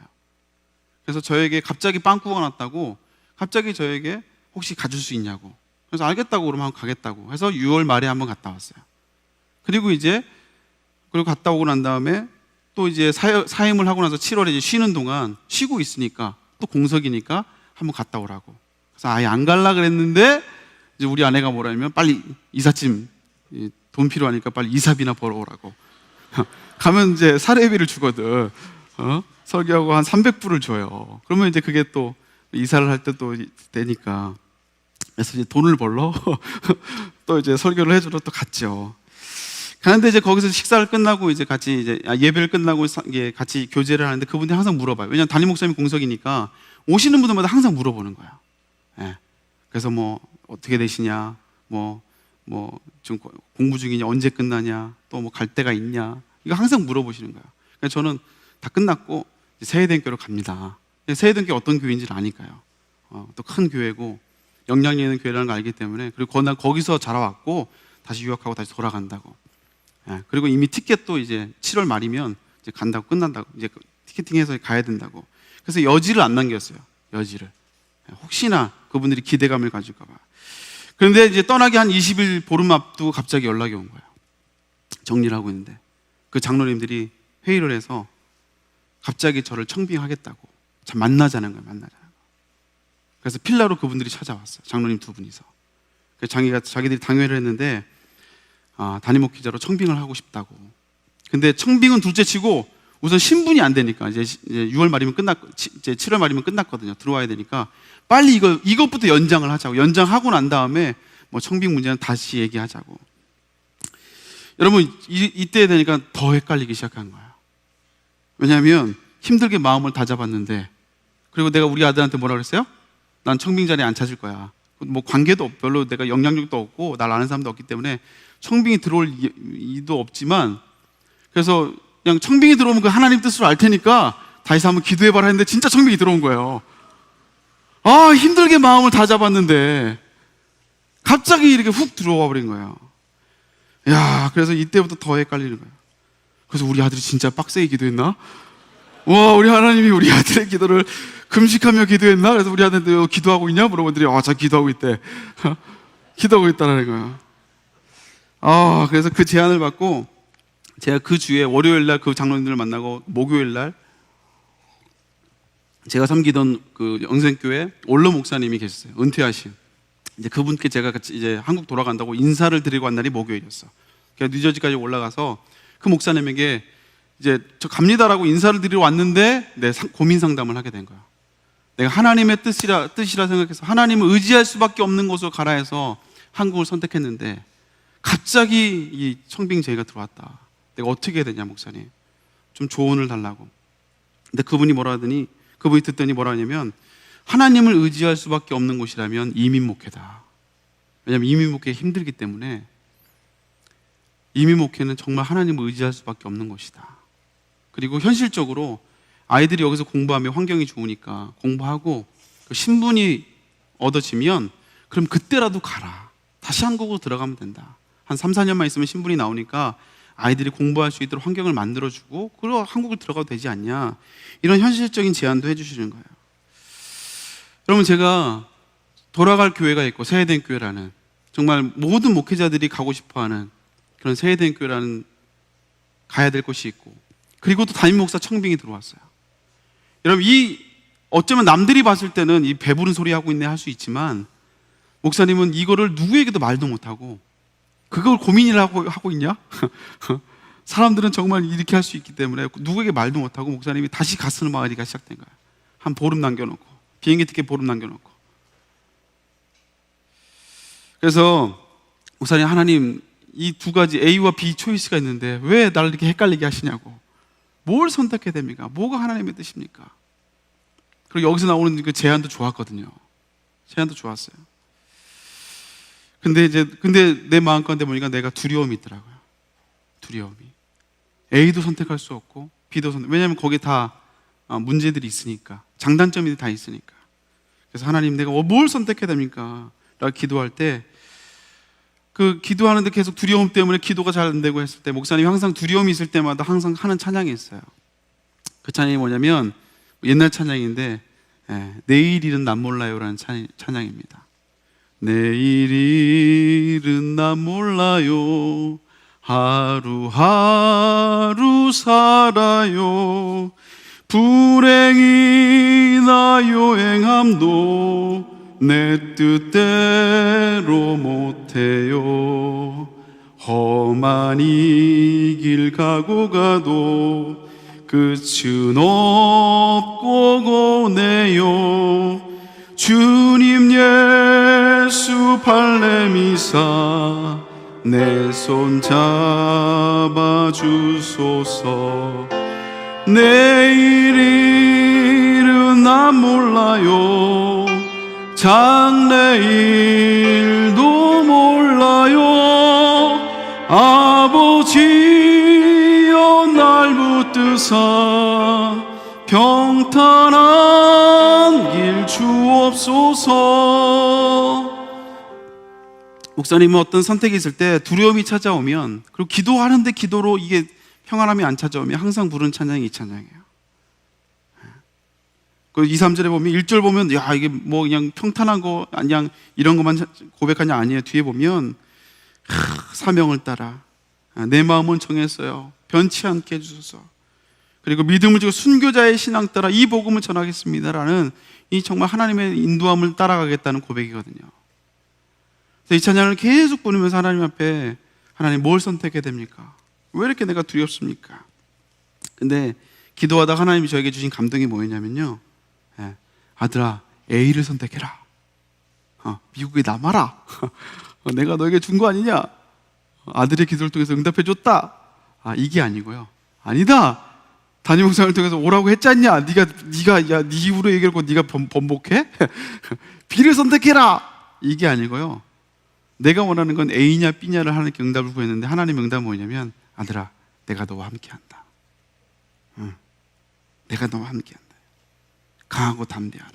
이 말씀은 제가 처음 주님을 만났을 때 주님이 저에게 해주셨던 말씀이었거든요. 강하고 담대하라. 내가 너와 함께한다고. 복희야, 강하고 담대하라. 내가 너와 함께한다. 여러분, 내가 구했던 기도 제목은 A입니까 B입니까 였는데 하나님의 응답은 A냐 B냐가 아니라 내가 너와 함께한다. 여러분, 이 말은 뭐예요? 두 선택지 모두 장단점은 다 있어요. A를 선택해도 다 좋은 게 아니고 B를 선택해도 다 좋은 게 아니고 둘 다 장단점이 있어요. 그런데 그래서 A를 선택할 것인가 B를 선택할 고민하고 있을 때 하나님의 응답은 뭐냐면 내가 너와 함께한다. 내가 너와 함께한다. 여러분, 그 응답을 받고 나니까요, 제 마음이 너무 평안해지는 거예요. 그리고 두려움이 아니라 내 마음속에 담대함이 생기고 나서, 그러니까 결정이 굉장히 심플해졌어요. 결정하는데 내가 두려움으로 뭘 선택할까 막 결정장애로 막 힘들었는데 결정이 간단해지더라고. 담대하게 내가 선택해버렸어요. 그게 뭐냐면, 하나님 내가 처음 고백했던 내가 하나님을 의지할 수밖에 없다고 고백했다. 한국행을 선택한 거예요. 그래서 목사님이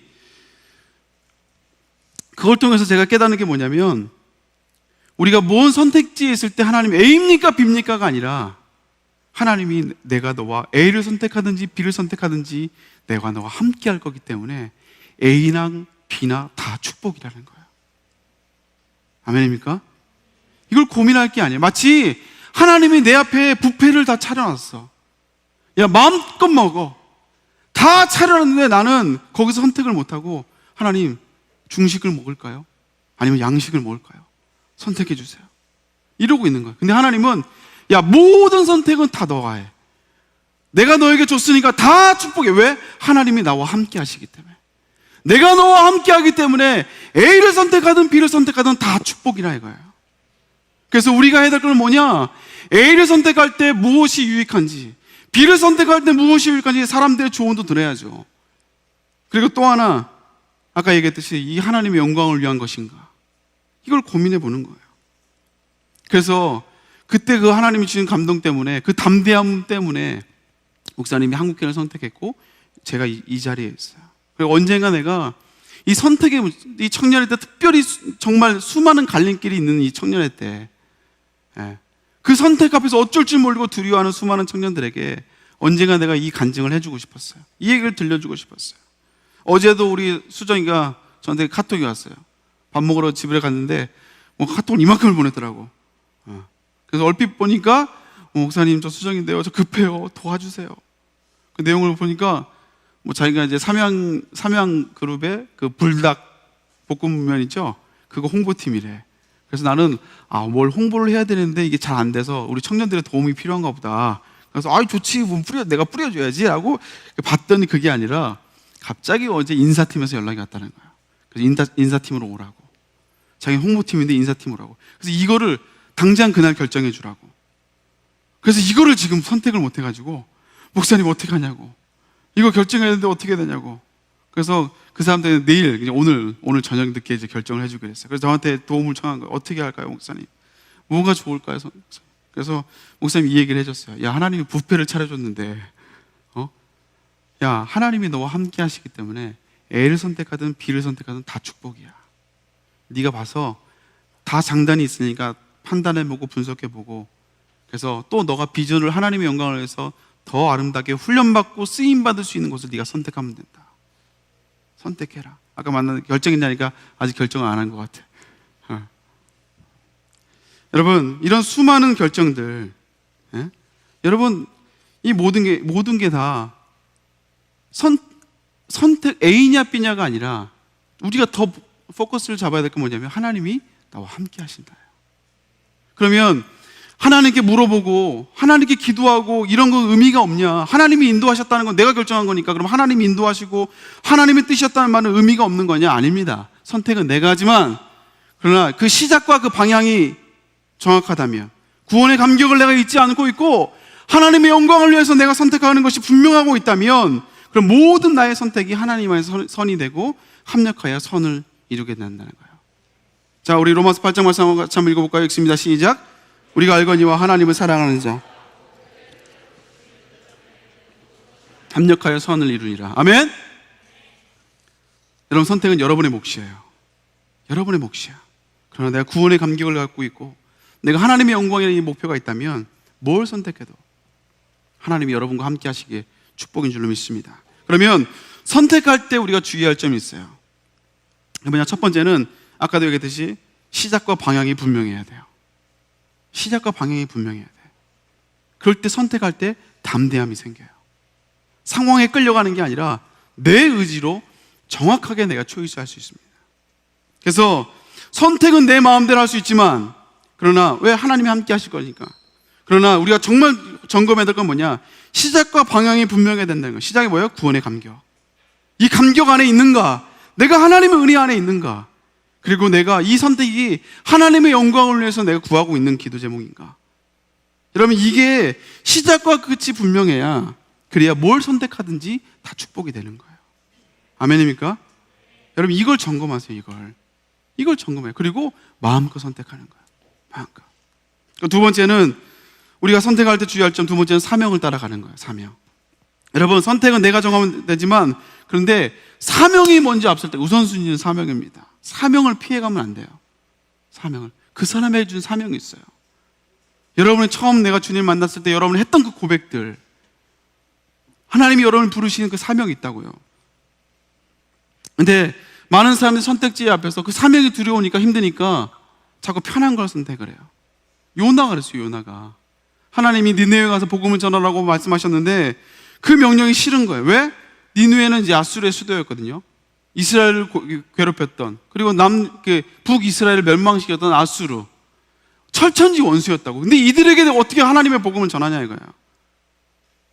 보기만 해도 짜증이 나는데, 우리들의 원수인데 뭐가 좋다고 그 나라에서 복음을 전하겠냐고. 그래서 나는 싫다고, 안 하겠다고. 그래서 이 요나가 어떻게 해요? 사명 감당하는 게 싫어서 결국 도망을 갑니다. 피해요. 그래서 욥바로 내려갔더니, 항구로 내려갔더니 마침 자기가 가려고 했던 다시스로 가는 배가 있었어요. 니느웨로 가야 되는데 거기에 가기 싫으니까 다른 다시스로 가려고 하는데, 마치 욥바로 가니까 마침 기다렸다는 듯이 거기에 딱 배가 기다리고 있는 거예요. 딱 타는 거죠. 사명을 따라가기 싫은데 마침 핑계거리가 딱 생기는 거예요. 피할 수 있는 변명거리가 생기는 거죠. 그래서 하나님이 인도하신가 보다. 그 상황 따라가는 거, 상황 따라. 여러분, 요나서 1장 3절 말씀 같이 한번 읽어볼까요? 읽습니다. 시작.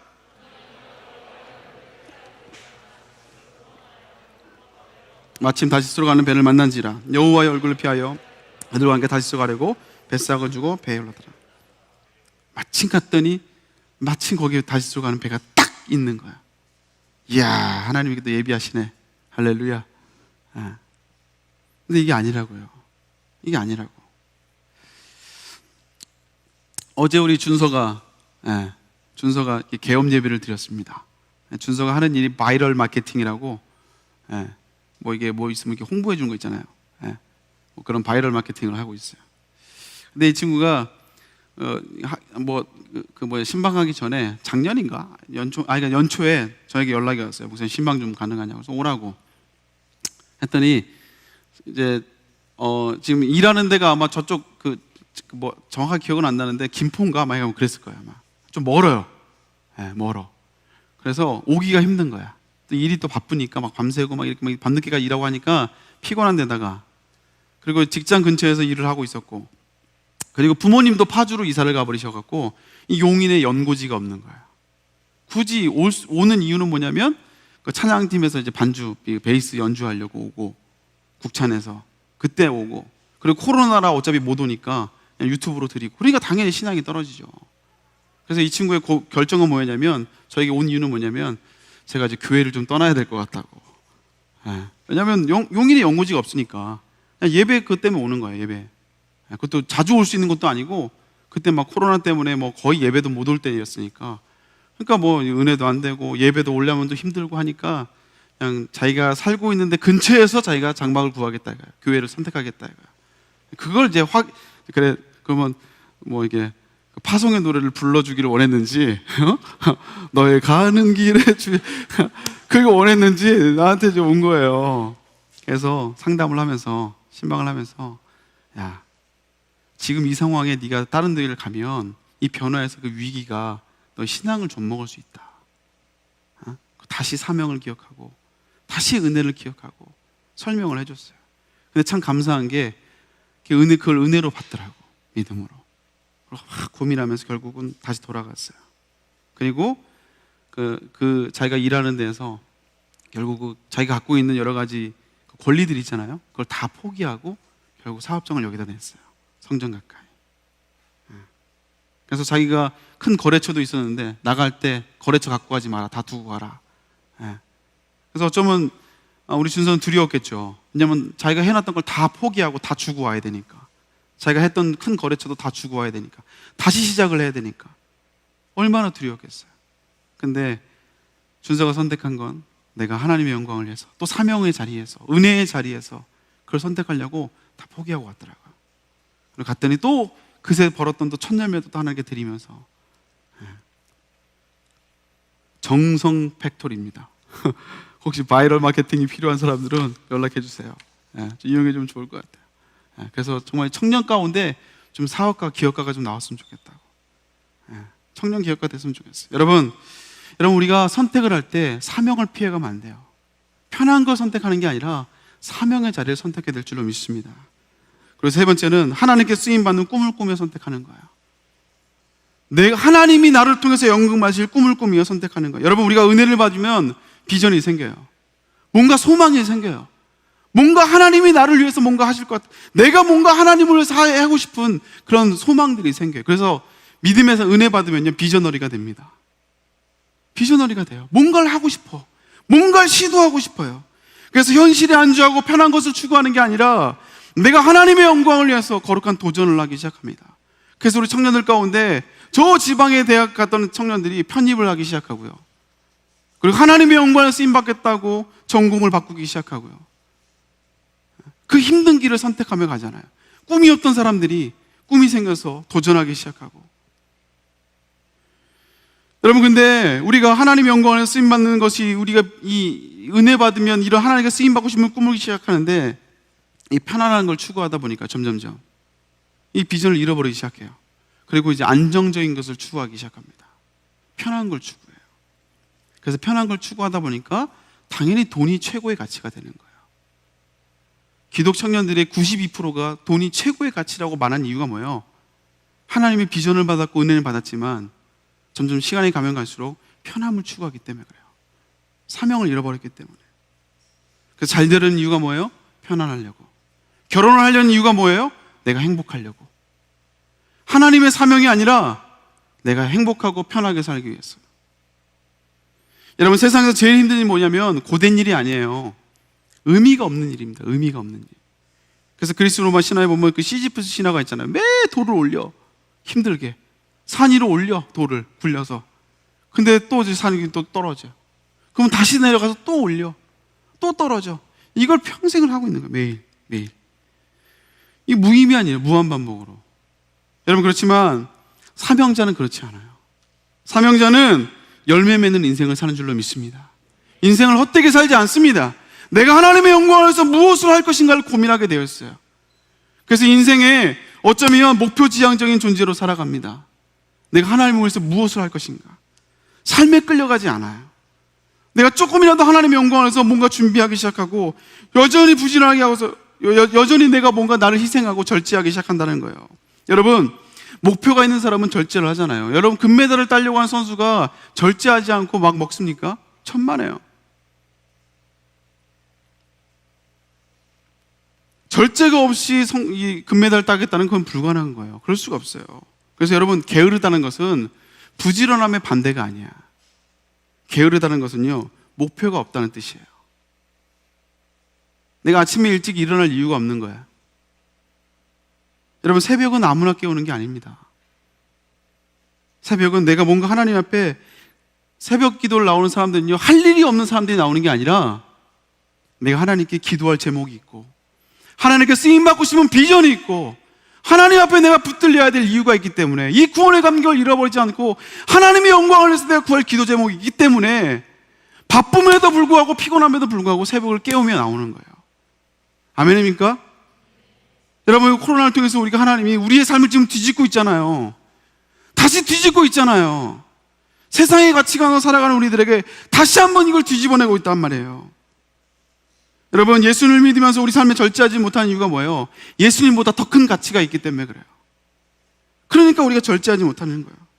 그런데 어떤 것보다 예수님을 최고의 가치로 두기 시작하잖아요. 그러면 절제가 쉬워집니다. 절제가 쉬워져요. 왜? 그것을 얻기 위해서 더 큰 가치가 있기 때문에 그것을 위해서 더 작은 것을 포기할 수 있게 된다는 거예요. 우리 빌립보 3장 8절 말씀 같이 읽어볼까요? 읽습니다. 시작.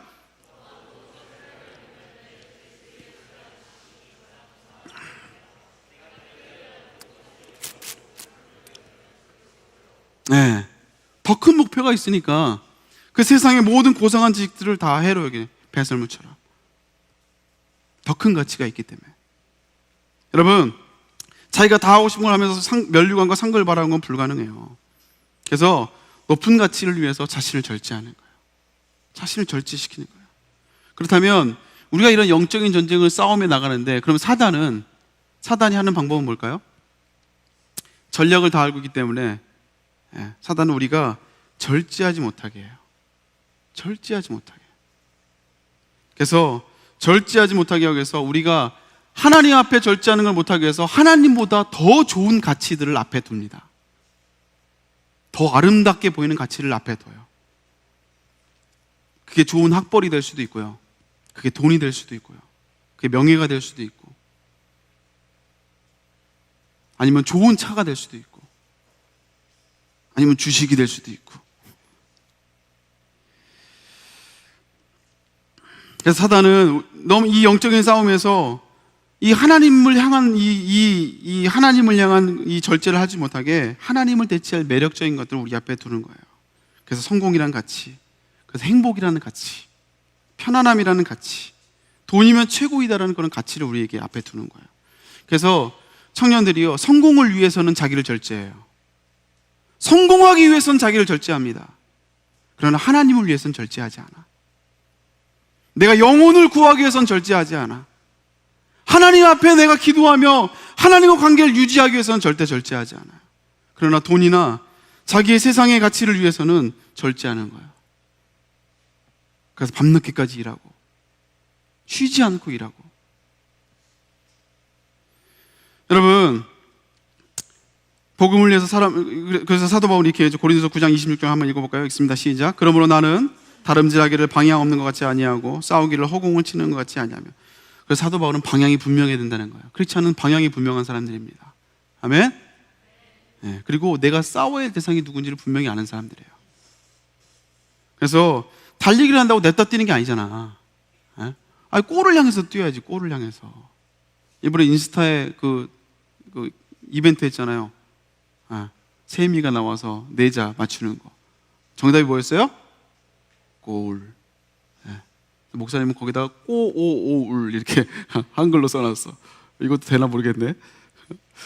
네. 여러분, 그냥 뛰는 게 아니에요. 분명한 방향이 있어야 돼. 분명한 방향이. 그리고 싸울 때도 허공을 치는 것 같이 싸우면 안 된다고요. 분명한 대상이 있다고. 분명한 대상을 향해서 싸워야 되는데, 그래서 이 감각들, 이 영적인 감각들, 그리고 내가 하나님을 향한 시선을 놓치지 않는 이 감각들을 싸우기 위해서, 그래서 내 방향이 어딘지, 그리고 그 대상이 누군지 분별하는 감각을 키우기 위해서 내 삶을 절제하는 거예요. 절제. 그래서 평안한 길이 아니라 하나님께 쓰임받는 길을 선택하는 거예요. 아멘? 그래서 윌리엄 캐리라는 선교사님이 이렇게 얘기했잖아요. 하나님으로부터 위대한 일을 계획하라. 그리고 하나님을 위해 위대한 일을 시도하라. 여러분, 믿음의 사람들은 비저너리입니다. 날 끌고 가는 힘이 있어요. 그 마지막 네 번째는 빨리 마무리할게요. 하나님이 후회하는 인생을 살면 안 돼요. 하나님이 후회하는 인생을 살면 안 돼. 하나님이 나에게 은혜를 주셨고, 당신의 핏값으로 나를 사셨고, 그리고 나에게 사명도 주셨고, 또 많은 은사를 주셨는데, 근데 잘못된 선택을 하다 보니까, 처음에는 안 그랬는데 잘못된 선택을 하다 보니까 나중에는 하나님과 관계가 없는 삶을 살아가는 거예요. 그래서 목사님이 배설물의 의미를 쓰레기의 비유를 얘기했잖아요. 쓰레기는 뭐라 그랬어요? 버리는 대상이 있고 버리는 물건이 있어. 그리고 그 사이에 간격이 있어. 이걸 유지하는 거예요, 평생. 이게 쓰레기라고 그랬어요. 근데 하나님을 그렇게 간격을 두고 있는 거예요. 가치가 없는 것들을 간격을 두는 게 아니라, 세상의 죄를 거리를 두고 간격을 두는 게 아니라, 하나님을 거리를 두고 하나님을 마치 쓰레기처럼.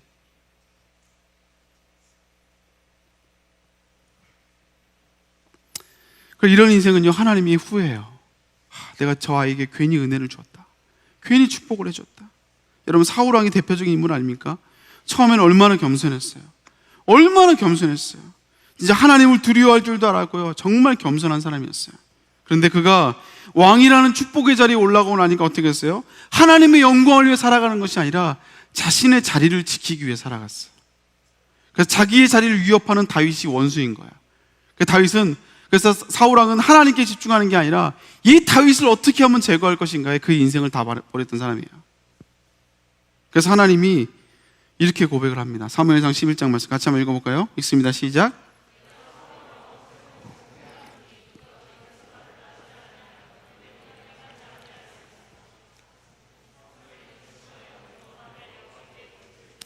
하나님이 사울을 왕으로 세운 것을 후회하셨다고 했어요. 내가 너에게 괜히 은혜를 줬다. 내가 널 괜히 축복을 해줬다. 내가 널 왕으로 세우는 게 아닌데 하나님의 마음을 아프게 한 거예요. 여러분, 우리도 역시 마찬가지입니다. 분명히 사명으로 시작했고 은혜로 시작했는데 분명히 하나님의 나를 위해서 하실 일들이 있는데 우리가 점점점 하나님의 사명과 상관없는 삶을 살아갈 때 하나님이 우리 인생을 바라보며 후회하는 인생을 살아가면 안 돼요. 아멘입니까?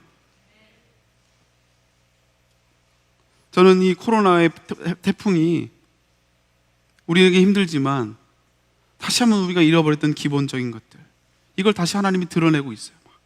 다 뒤집어 까고 있어요. 왜? 정화시켜야 되니까. 내 진짜 모습을, 내가 뭘 진짜 믿고 있는지, 내가 뭘 진짜 의지하고 있는지 하나님이 다 뒤집고 있다는 거예요. 사랑하는 성도 여러분, 인생은 처음에 얘기했듯이 B와 D 사이의 C라고 얘기했어요. 초이스입니다. 여러분들이 무엇을 선택하는지, 수많은 초이스. 여러분, 하나님이 진짜 특별한 사명으로 여러분들을 부르지 않는 한 모든 선택은 여러분이 하나님께 다 주신 축복이에요. 아멘? 왜? 하나님이 나와 함께 하신다고 약속했으니까. 그 하나님 믿고 나가는 거예요. 그리고 처음 시작인 구원의 감격, 그걸 잃어버리지 않고 있고, 그 하나님의 영광을 위해서 나간다는 이 비전들을, 방향성을 잊지 않고 있다면 모든 선택이 다 축복입니다. 여러분, 선택 앞에서 마음껏 선택하세요. 마음껏 쓰임 받으십시오. 선택 앞에 두려워하는 것이 아니라 여러분들이 판단해봐서 내가 이렇게 이걸 통해서 하나님께 쓰임 받아야지. 그래서 더 절제하고 더 마음껏 선택하고, 그래서 하나님의 영광을 해서 아름답게 쓰임 받는 우리 청년들 될 수 있기를 주님의 이름으로 축복합니다. 우리 함께 기도하겠습니다. 여러분, 하나님 우리에게 주신 약속은요, 다른 게 아니에요. 내가 너와 함께 하겠다. 수많은 선택 앞에 우리가 정말 붙들어야 될 거는 A입니까 B입니까가 아니라 하나님이 나와 함께 한다는 그 확신인 줄로 믿습니다. 그 담대함이에요. 그래서 오늘 우리가 함께 나눌 찬양은요, 아무것도 두려워하지 말라는 찬양이에요. 계속 우리에게 말씀하세요. 사랑하는 딸아, 사랑하는 아들아, 두려워하지 말라. 내가 너와 함께 한다. 내가 너를 지켜준다. 놀라지 말라, 겁내지 마라. 내가 너를 지켜준다. 네가 마음에 힘들어도 지칠지라도 내가 너와 함께한다. 세상의 험한 풍파가 몰아칠 때도 내가 너를 지켜준다. 그러니까 주님이 나의 산성이 되어주시고, 주님이 나의 요새가 되어주시고, 주님이 나의 소망이 되어주시는 나의 힘이 되신 여호와를 함께 고백하며 나가도록 하겠습니다. 그냥 그 찬양합니다.